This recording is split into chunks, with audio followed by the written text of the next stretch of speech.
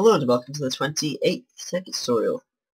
This time we're doing a huge part of Redpower. We are covering all the wires and kind of circuit boards that come with it. Literally all of them. I excluded about one that I couldn't figure out earlier. Basically, this is red alloy wire. So let's have a quick look at the recipe. I'm not going to show the recipe for everything. You'll have to use any eye to do that because there are so many things currently. Basically, you need some alloy furnace made of brick. As you can see, it's not exactly expensive to make red alloy ingots with an alloy furnace. And an alloy furnace is merely just, from memory, 8 brick blocks, in a chest type shape. Right, well, that's about it for the recipes I'll be showing off currently. But as you can see, this is jacked wire, by the way. I may as well show that as well. I'll just show a few recipes. Any kind of insulation, you just need the colour wool. So I just chose orange. And this is bundled cable. So that means that any type of colours cable can go into it. And then you power it on, it transmits a redstone signal into the lamp and powers it. Right, first one to show off is a timer. This you can turn it off or on with this little thing here. If it's powered, the signal's off, else it'll pulse. And I guess there it'll pulse that redstone signal to each side. If you right click, you can change the time it takes to pulse. So as you can see, the minimum you can do is 450 S, and then you just have very nice flashing lights. Next up, the sequencer. This one, it has a little interface similar to the timer. However, you can't turn it on and off, and it has 4 outputs, so I can put another red alloy wire here, and have something powered at this side also. As you can see, it just does everything in a sequence from going clockwise. Okay, the state gate next. I kind of had to figure this out as it was going along, but power this, and it powers that for a little. If you give it redstone signal, it'll try and power that for as long as it's sustained. Then it has like a little timer before it goes off, which you can adjust. So if I turn it on, it's kind of like a redstone signal battery, I suppose you could say. Or like a much better kind of timer. No else. What are those things? Repeaters, redstone repeaters. It's like a very good one of those. RS latch next. Now this you can just change where the redstone signal comes in by playing around with this. As you can see, by default it goes out from those two there. If you activate these two, it'll turn off that one, and you can just play around with these as much as you want. It just kind of switches the signal. Next is a NOR gate. So by default this is on. However, if you flick one switch, it goes off.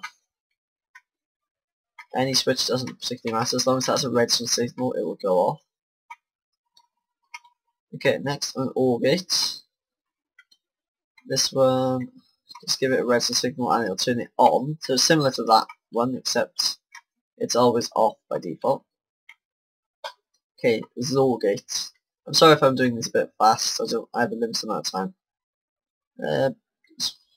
Turn one on and it'll turn these on. I think, not 100% sure, and I didn't test this.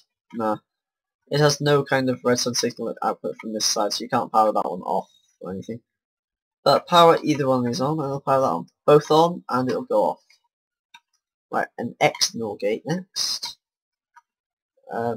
It's pretty much just similar, both on and that'll go on.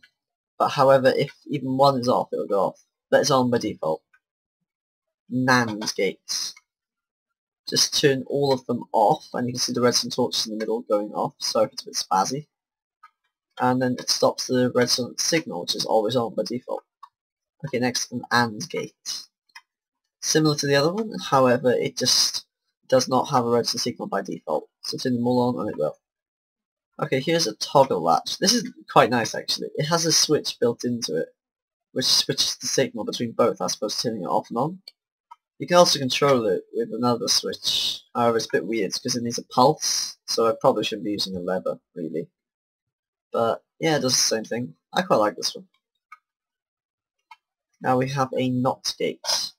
When there's no power, all off. When there's no power, all on. When there is power, all off. That's basically how that one works. A buffer gate. It does similar to that one, except they all go on with one input. Multiplexer.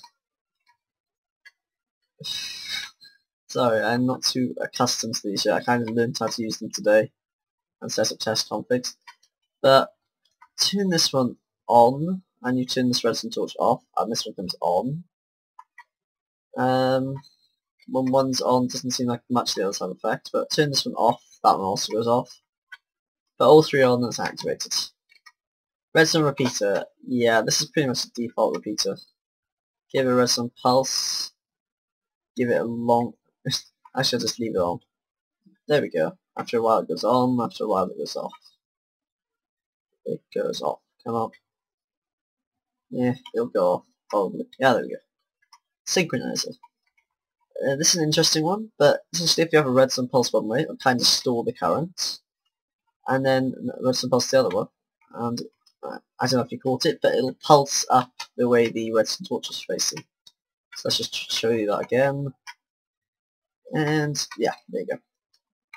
Next up is a light sensor. Now, I'll go to nighttime for this, but this is a really pointless contraption. This thing, I'm not sure if it's bugged, or if it's because this thing is generating light, but it'll always generate power from light somehow. Similar to a solar panel, except it's just a redstone current it emits. So, yeah, I guess it's kind of nice for always having a lamp on, whilst it's still being solar activated. It'll probably be fixed in some update later. Next up is the, I didn't catch the name, the pulse former. Give a redstone signal, it'll hold it. Then when you turn off the redstone signal, it pulses. Or turn off the redstone signal, even. Yeah, some form of that. Counter. I like this one. Basically, it counts how many times it has a redstone signal input to it. So if you activate it from this side, it goes up. As you can see, it has an interface. Max count, I'll set to 5. So as you can see, it's set to default by now, which is the left one activated.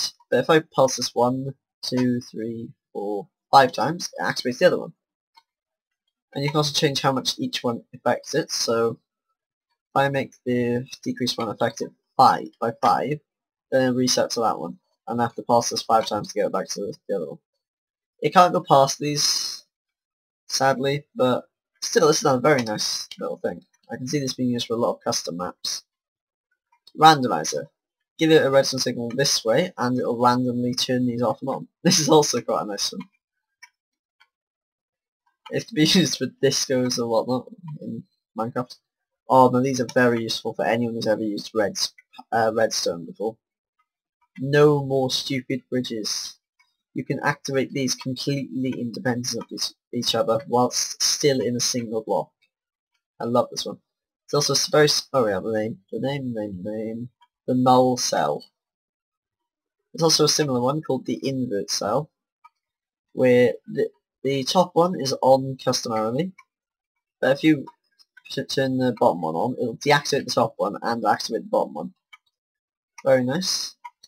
Non-invert cell, as you see, is similar to both of those, but if you turn this one on, it'll turn all of it on, the top and the bottom. Not much of a point in this really, you could just have an actual piece of wire there. I mean, that does the same job, but I guess someone will find use for it. Oh well. And next thing is the bus transceiver. Now if you remember I showed these multicolored wires earlier. Now this thing, it can accept current from any type of wire, and, well, basically I'll show it off first. You turn both of these on at once, then you light up the lamp fine, and you keep it active. Turn both of them off, you can't light up the lamp though. But yeah, I guess it's kind of nice, because then you can just have the first switch blown up or something and everything will be fine. Oh wow, I went through that quicker than I expected. I guess I should do something nice to end off the video, since I don't think it's actually that long. I think people have already guessed what I'm going to do. I can't resist. Oop, lag. Haven't placed the nuke yet. There we go. Hold on, I need to loot this stuff. Oh well. Anyways, I hope you've enjoyed the video. Oh, this is me testing. Like, comment, favorite, subscribe, blah blah blah. Oh, well. How did that even happen? Oh yeah, it survived. Somehow. Yeah, like, favorite, comment, subscribe, any of that. Hope you enjoyed this video. Do let me know if you'd like me to go over them in more detail, because I did try and learn this very quickly and it turned out I forgot most of them halfway through. But anyways, bye guys.